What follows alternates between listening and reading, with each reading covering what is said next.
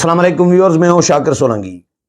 Viewers, Azad Kashmir में भी PTI के साथ बहुत बड़ा हाथ हो गया है। पीटीआई समझ रही थी कि शायद उनका वजीर आज़म आ रहा है, क्योंकि अनवार अल हक जो वजीर आज़म बने हैं वो पीटीआई की टिकट से मुंतखब हुए थे, लेकिन पीटीआई को पता ही नहीं चला कि उनके साथ हो क्या गया। अब पीटीआई को जाके एहसास हो गया कि जी हमारे साथ तो धोखा हो गया है और अनवर लग तो हमारे बंदे हैं ही नहीं। तो अब परवेज खट्टक ने ऑडियो पैगाम भेजा है कश्मीर के अपने जो मेंबरान हैं उनको कि जी स्पीकर के इलेक्शन में अब इलेक्शन होना है स्पीकर का, क्योंकि स्पीकर का इलेक्शन मुलतवी हो गया, इजलास मुलतवी कर दिया गया। स्पीकर का इलेक्शन नहीं हो सका, फड्डा पड़ गया और जो पावर शेयरिंग फार्मूला था वो सामने आ गया। इसमें बड़ी मजेदार कहानियां हैं कि अनवार अल हक जो वजीर आजम बने हैं उनके साथ मुआहदा जो किया गया है उसमें मेरे जरा ये बता रहे हैं कि उस मुआहदे में अपोजिशन ने यानी पीपल्स पार्टी और नून लीग ने अनवार अल हक के साथ मुआहदे में ये शिक भी डलवाई है कि वो जब तक वजीर आजम रहेंगे आज़ाद कश्मीर के अनवार अल हक साहब, वो तब तक इमरान खान के साथ नहीं मिलेंगे और जब तक वो वजीर आजम रहेंगे तब तक वो जमान पार्क भी नहीं जाएंगे। यानी इमरान जब तक वजीर आजम रहेंगे न जमान पार्क जाएंगे और न इमरान खान से मुलाकात करेंगे।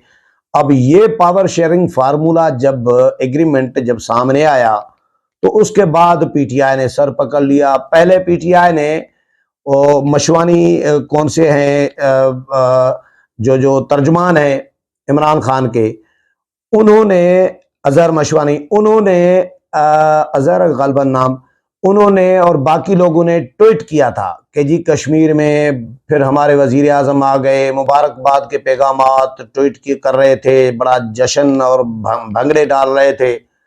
लेकिन बाद में जब परवेज खट्टक का ऑडियो पैगाम आया और उसमें परवेज खट्टक ने कहा कि जी हमारे साथ तो हाथ हो गया है और अब स्पीकर के इलेक्शन में लतीफ़ अकबर जो स्पीकर के उम्मीदवार हैं पीपल्स पार्टी के, अपोजिशन के, जो बज़ाहिर अपोजिशन है पीपल्स पार्टी, तो उनको वोट हमारा कोई बंदा नहीं देगा। इन्होंने अपना बंदा चौधरी मकबूल जो है वो स्पीकर के लिए लॉन्च कर दिया है। अब चौधरी मकबूल जब एन टाइम पर आ गए, वैसे लतीफ़ अकबर का इलेक्शन होने जा रहा था और कागजात नामजदगी जमा हो गए, लेकिन ऐन मौके पर चौधरी मकबूल सामने आ गए और उन्होंने कहा कि जी मुझे तो पार्टी का हुक्म है, क़यादत का हुक्म है, तो मैं कागजात नामजदगी जमा कराऊंगा, मैं स्पीकर का इलेक्शन लड़ूंगा। जब चौधरी मकबूल सामने आ गए तो फिर ये नया कट्टा खुल गया और इजलास मुलतवी कर दिया गया। अब नए सिरे से शेड्यूल होगा और स्पीकर का इलेक्शन होगा।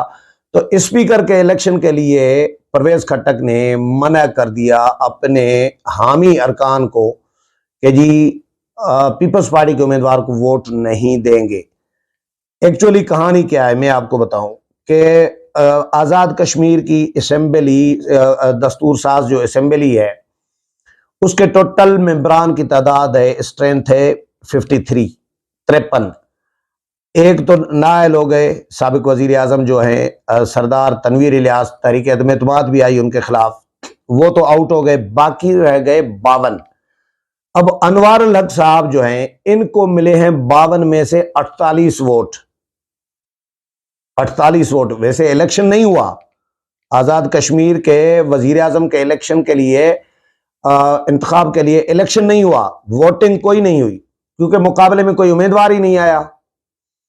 वैसे पहले चौधरी जो एग्रीमेंट था, जो पावर शेयरिंग फार्मूला था, उसमें चौधरी यासीन पीपल्स पार्टी के उम्मीदवार थे वजीर आजम के लिए, लेकिन पीपल्स पार्टी के टोटल जो उम्मीदवार जो मेंबरान की तादाद है वो है 12 और नून लीग के हैं 7, ये 19 बनते हैं। मैंने थोड़ा सा इस पे काम किया है कश्मीर में, जो हमारे सीनियर दोस्त हैं, सहाफ़ी हैं, हमारे एक सरदार इमरान आज़म भी है, मेरे साथ दुनिया टीवी में रहे हैं इस्लामाबाद में, अभी सुनो न्यूज़ में है वो। इस पे क्योंकि वो सियासी वर्कर भी रहे हैं, अब तो सहाफ़ी हैं, लेकिन वो भी इस पे दस्तरस रख रहे हैं। फिर अफजल भट्ट हमारे PFUJ के जो सहाफ़ियों के हमारे कायद हैं, तो भट्ट साहब भी कश्मीर से, मुजफ्फराबाद से तल्लुक़ रखते हैं, मुजफ्फराबाद में जर्नलिज्म किया है।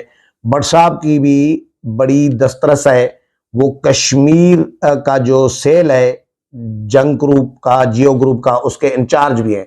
तो भट्ट साहब ने भी आज स्टोरी, स्पीकर की कहानी पे स्टोरी छापी है। तो मैंने कुछ लोगों से बात करके उसके बाद ये प्रोग्राम कर रहा हूं। तो 12 पीपल्स पार्टी के मेंबरान हैं, 7 है नून लीग के, ये हो गए 19।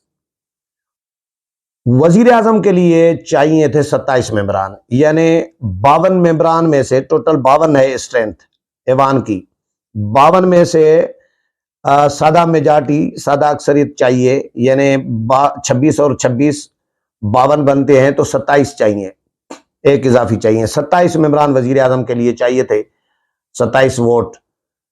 तो बैरिस्टर सुल्तान महमूद जो हैं, उन्होंने कहा था इनको, वो पीटीआई से ताल्लुक रखते हैं, तो इन्होंने कहा था कि जी मैं फॉरवर्ड ब्लॉक बनाऊंगा पीटीआई के अंदर, और मेरे साथ बाकी, क्योंकि 19 तो हैं नून लीग और पीपल्स पार्टी के पास, 19 के बाद 20 और 7 8 वोट चाहिए थे। तो बैरिस्टर सुल्तान महमूद ने इनको आसरा दिया कि जी मैं फॉरवर्ड ब्लॉक बनाऊंगा और 7-8 वोट में तोड़ लूंगा पीटीआई के, और वजीर आजम चौधरी यासीन जो है वजीर आजम आसानी से आ सकते हैं। लेकिन बैरिस्टर सुल्तान महमूद ने जोर लगाया, या सच्चाई दिखाई न दिखाई, लेकिन वो बंदे नहीं तोड़ सके। वो शायद चौधरी यासीन को भी नहीं बनाना चाह रहे थे दिल्ली तौर पर, बस सियासत होती है, और बंदे नहीं तोड़ सके। तो फिर चौधरी यासीन का भी पता काटना चाह रहे थे, और चौधरी यासीन का जब पता काटना चाह रहे थे, तो चौधरी यासीन भी फिर नाले पे दाला मारना चाह रहे थे। तो फिर नया उम्मीदवार आ गया जी, अनवार उल हक साहब। अनवार उल हक जब उम्मीदवार आए, तो अनवार उल हक के लिए कहा जा रहा है कि वो बहुत बड़ी पहुंची हुई चीज है, वो मालकान के आदमी हैं। मालकान समझ रहे हैं ना, मालकान के आदमी समझे जा रहे हैं। उनके कोई भाई हैं, वो लेफ्टिनेंट जनरल भी रहे हैं, कोर कमांडर गुजरांवाला भी रहे हैं, सेक्रेटरी दिफा भी रहे हैं। फिर इनके कजन एक और भाई हैं, वो भी बड़े ओहदे पर हैं, कोई बड़े ओहदे पर हैं बहरहाल। तो ये पहुंची हुई चीज है, इनके तल्लुकात एस्टेब्लिशमेंट के अंदर बहुत ही मजबूत हैं अनवार उल हक साहब के। तो 19 वोट इनके पास थे पीपल्स पार्टी और नून लीग के, और बाकी वोट 8 चाहिए थे। तो इनको बंदे तोड़ कर दे दिए गए, जो बंदे तोड़ते हैं। उन्होंने इनको कोई 10 से 11 वोट दे दिए, दिलवा दिए, बंदे दे दिए। 8 चाहिए थे, लेकिन इनको 10 से 11 बंदे मिल गए। तो इनके वोट हो गए तकरीबन राउंड अबाउट कोई 30, और पड़े कितने, काउंट कितने किए जा रहे हैं, वो 48 किए जा रहे हैं 52 में से। क्योंकि 48 मेंबरान, इसीलिए वोट का, जब वोटिंग ही नहीं हुई तो 48 कैसे अखज किया गया, वो मैं आपको बताता हूं। वो इस तरह के, वो ऐवान में मौजूद थे, बैठे हुए थे। जो भी ऐवान में बैठे हुए थे, उनको तस्वुर कर लिया गया, ख्याल कर लिया गया कि ये हामी है। उन्होंने जाहिर मुखालफत भी नहीं की होगी। अच्छा, कुछ वोट नहीं पड़े, जो 48 में से बाकी जो वोट हैं 49, 50, 51, 52, 4 वोट जो नहीं पड़े, उनमें सरदार तनवीर इलियास, 5 वोट तनवीर इलियास तो आउट कर दें, बाकी 4 वोट तनवीर इलियास के अलावा। तो इनमें तनवीर इलियास के अलावा बाकी जो 4 वोट नहीं पड़े, उनमें जी तनवीर इलियास की भाभी हैं शाहिदा सगीर, और बिम्बर से अली शमसोनी हैं, सरदार हसन इब्राहिम है जो खालिद इब्राहिम के बेटे हैं, और सरदार अतीक जो मुस्लिम कॉन्फ्रेंस के हैं। तो ये वोट नहीं पड़े अनवार उल हक को। बाकी 48 वोट इनके खाते में काउंट किए जा रहे हैं कि जी 48 वोट पड़े हैं, लेकिन 48 वोट कास्ट नहीं हुए, बस अखज कर लिया गया, ऐलान कर दिया गया कि जी 48 वोटों के साथ ये बिला मुकाबला वजीर आजम मुंतखब हो गए हैं। अच्छा, इस वक्त जो सिचुएशन है वो ये है कि 30 और 22 का एक फर्क है, यानी 30 एक तरफ है और 22 एक तरफ है। 22 है पीटीआई की तरफ, और पीटीआई में भी 3 धड़े बताए जा रहे हैं। एक सरदार तनवीर इलियास का धड़ा है, उसमें एक दो बंदे हैं फर्ज करें, और दूसरा बैरिस्टर का धड़ा बताया जा रहा है, और तीसरा फिर अनवारुल हक जिनके साथ पीटीआई के कुछ लोग तस्वर किए जा रहे हैं या तोड़ के दिए गए हैं। मैंने फिर ये 3 धड़े हैं, मैंने फिर पता किया, मैंने कहा ये तो तनवीर इलियास और अनवारुल हक और बैरिस्टर सुल्तान महमूद के धड़े हैं, इमरान खान का धड़ा किधर है पीटीआई में? तो उन्होंने कहा इमरान खान का कोई धड़ा नहीं है। तो ये वहां पे जो लोकल पॉलिटिक्स में ये समझा जा रहा है। अच्छा, 30 और 22 का है इस वक्त डिफरेंस। 30 है पीपल्स पार्टी, अनवारुल हक और नून लीग, ये मिला जुला के 30 इनके हिमायत में है, 48 वोट नहीं है इधर, क्योंकि अब इलेक्शन होगा स्पीकर का। लतीफ अकबर पीपल्स पार्टी के उम्मीदवार हैं, उनको 30 लोगों की हिमायत हासिल है। 19 तो नून लीग और पीपल्स पार्टी के हैं, बाकी 10 से 11 जो हैं अनवारुल हक के बंदे हैं, जिन्होंने अनवारुल हक को वोट दिया वो भी लतीफ अकबर के खाते में समझे जा रहे हैं। 22 मेंबरान हैं बाकी, और उनमें से 22 में से आप 4 माइनस कर दें, बाकी आप समझ सकते हैं कि चौधरी मकबूल जो हैं वो उनको कितने मिल सकते हैं। अच्छा, इसमें एक कहानी और, चौधरी रशीद का किरदार भी आता है।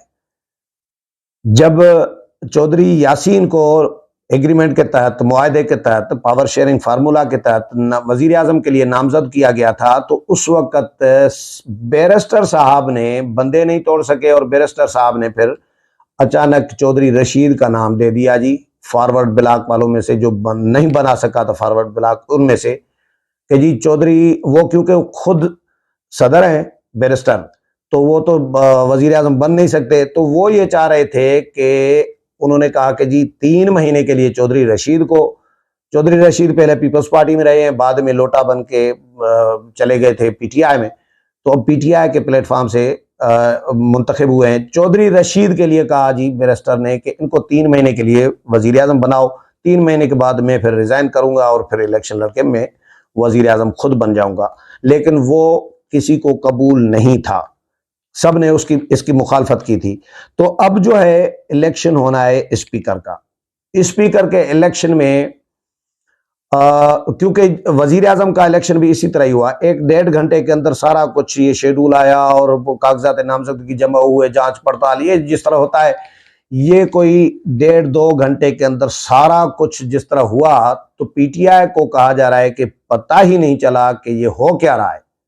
जो पीटीआई अभी एहसास पीटीआई को हो गया है कि हमारे साथ हाथ हो गया है, वो अब एहसास हुआ है। लेकिन उस वक्त पीटीआई को ये पता नहीं चल रहा था कि भाई आज़ाद कश्मीर की असेंबली में ये हो क्या रहा है, हमारे साथ क्या होने वाला है। अच्छा, तो ये चौधरी लतीफ अकबर साहब और चौधरी मकबूल जो है वो अब आमने सामने होंगे, पीटीआई के और पीपल्स पार्टी के कैंडिडेट। और कभी इम्कान ये बताया जा रहा है कि चौधरी लतीफ अकबर साहब जो है पीपल्स पार्टी के कैंडिडेट, वो स्पीकर आसानी से बन जाएंगे। अब स्पीकर का मरहला अभी फिलहाल डिले है, मौखर हो गया है। अब जब स्पीकर मुंतखब हो जाएगा तो उसके बाद फिर सदर की बारी आएगी। सदर है सुल्तान महमूद, और सदर को हटाने के लिए 2/3 मेजॉरिटी चाहिए। सदर का मुआखजा करने के लिए, सदर को हटाने के लिए 2/3 चाहिए। 2/3 बनता है 40, क्योंकि 6 जो सीटें हैं अपना कश्मीर काउंसिल की, वो भी जाहिर है इसमें शामिल होंगी, काउंट होंगी। 52 एक हैं, 6 और हैं कश्मीर काउंसिल की, तो ये 58 बन जाते हैं। तो इसका जो 40 है वो 2/3 बनता है। तो इम्कान ये है कि 40 मेंबरान भी पूरे करके फिर नून लीग का सदर जो है, पावर शेयरिंग फार्मूला के तहत जो तय हुआ है, उसमें नून लीग का सदर लाया जाएगा। लेकिन जो पीटीआई के साथ या बैरिस्टर वालों के साथ या अनवारुल हक के साथ जो बज़ाहिर पीटीआई के साथ जो हुआ पावर शेयरिंग फार्मूला, उसमें पीटीआई डंडी मार रही थी, लेकिन ऐसा उनके साथ हाथ हो गया कि अब परवेज खट्टक भी ने भी सर पकड़ लिया है, इमरान खान ने भी सर पकड़ लिया है, और अपने मेंबरान को मना कर रहे हैं कि जी आप जो है वो लतीफ अकबर को, पीपल्स पार्टी के कैंडिडेट को, स्पीकर के इलेक्शन में वोट नहीं देंगे। तो ये कहानी है, अब देखते हैं। लेकिन फिलहाल बज़ाहिर पीटीआई का आज़ाद कश्मीर में बिल्कुल भी सफाया हो चुका है, बल्कि अमलन हो चुका है। अब स्पीकर का इलेक्शन और सदारती सिलसिला जो है, मामला सदारत का, ये दो हो जाएंगे तो उसके बाद पीटीआई का मुकम्मल सफाया हो जाएगा। जिस तरह कौमी असम्बली से पीटीआई का सफाया हुआ है, बाकी दो सूबों से पीटीआई परेशान है, तो कश्मीर में अपने पांव पर खुद इन्होंने कुल्हाड़ी मारी और पावर शेयरिंग फार्मूला भी किया। लेकिन वो जो जिस तरह का किया था, अब वजीर आजम जो है आज़ाद कश्मीर अनवारुल हक साहब, वो एग्रीमेंट के तहत इमरान खान से मुलाकात नहीं कर सकते और जमान पार्क भी नहीं जा सकते। अगले प्रोग्राम में फिर मुलाकात होगी, तब तक इजाज़त चाहता हूँ। अल्लाह हाफिज़।